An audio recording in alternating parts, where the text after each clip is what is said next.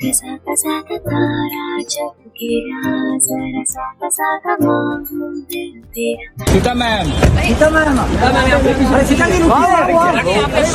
मतलब अभी तक जितने भी एक्शन एंटरटेनर्स हुए हैं वो मेल्स हुए हैं इंडिया में, तो एटलीस्ट तो ये रास्ता भी यहाँ पर भी आप ही को पायनियर बनना था। अच्छी बात है ना?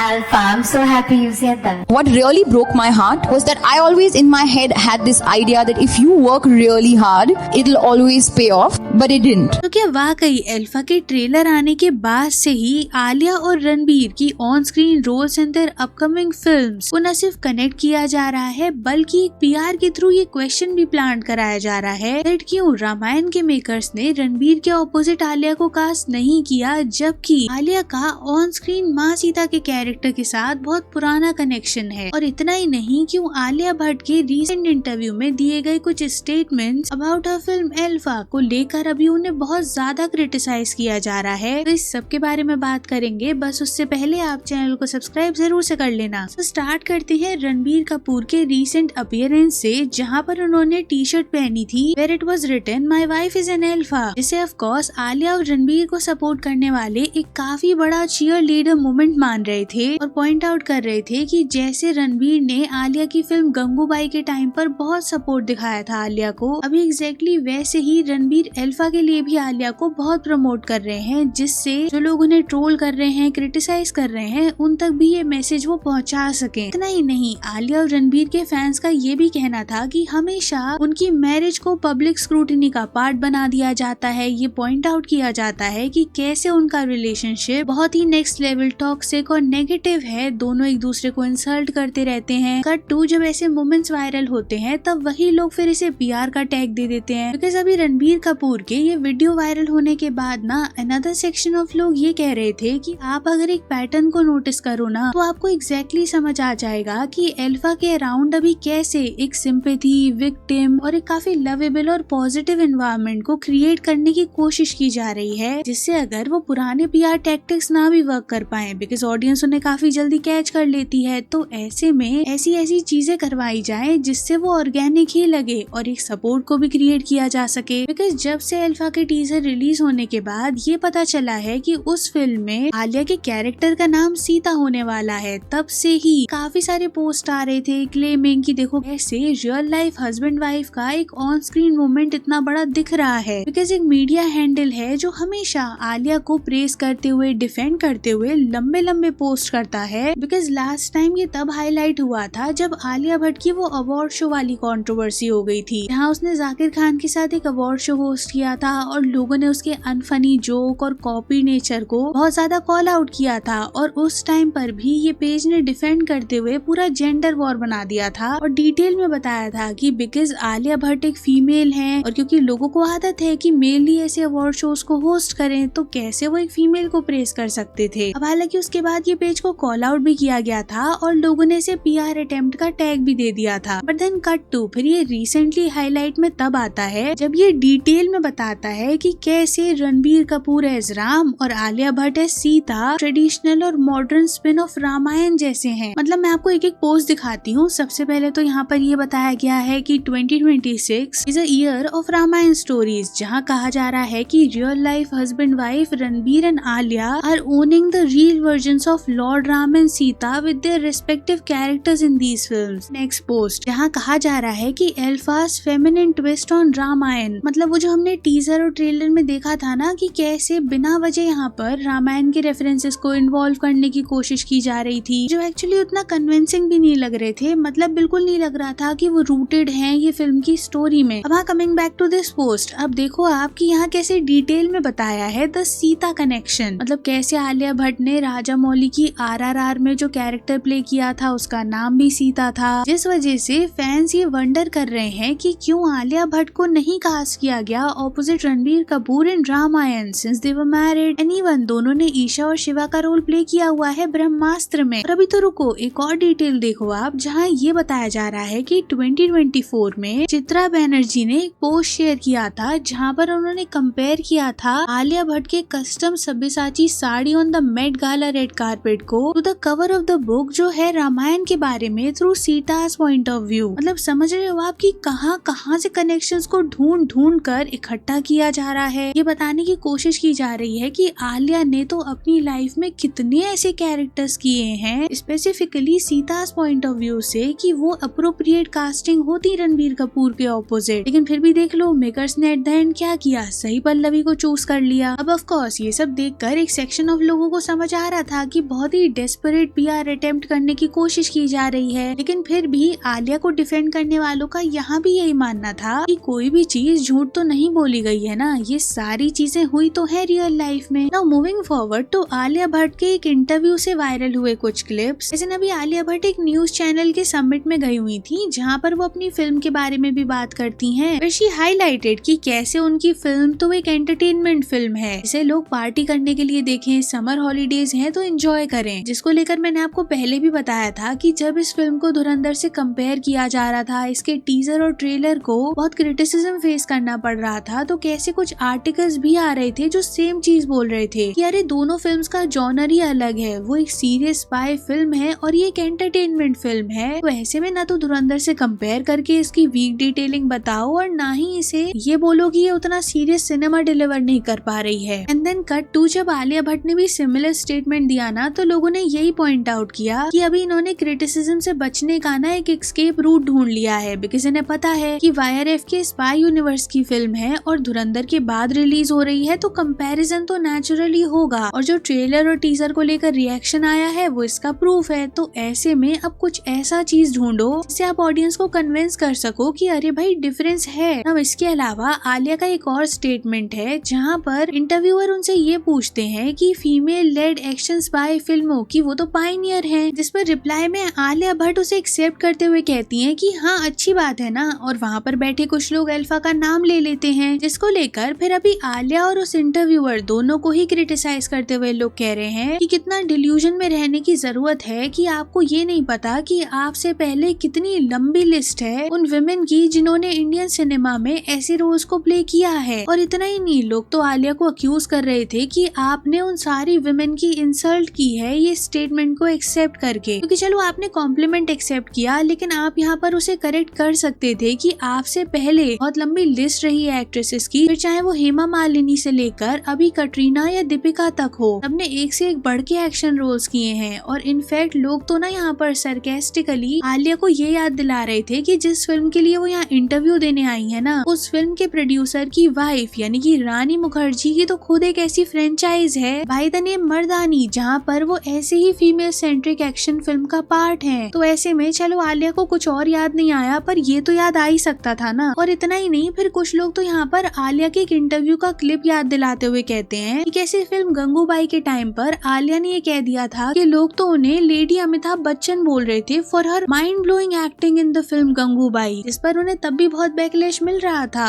और अभी उनके अल्फा के ये इंटरव्यूज को लेकर वही साइकिल रिपीट हो रही है, जहाँ अगेन लोग कमेंट सेक्शन में यही लिख रहे थे कि फिर जब इसे हेट मिलता है तो इसके फैंस और पीआर ये कहना शुरू कर देते हैं कि इसको तो अननेसेसरी टारगेट किया जाता है। बाकी तो अब आप लोग बताना कि इस पर आपका क्या ओपिनियन है। And don't forget to like and share the video, subscribe to the channel and thanks for watching.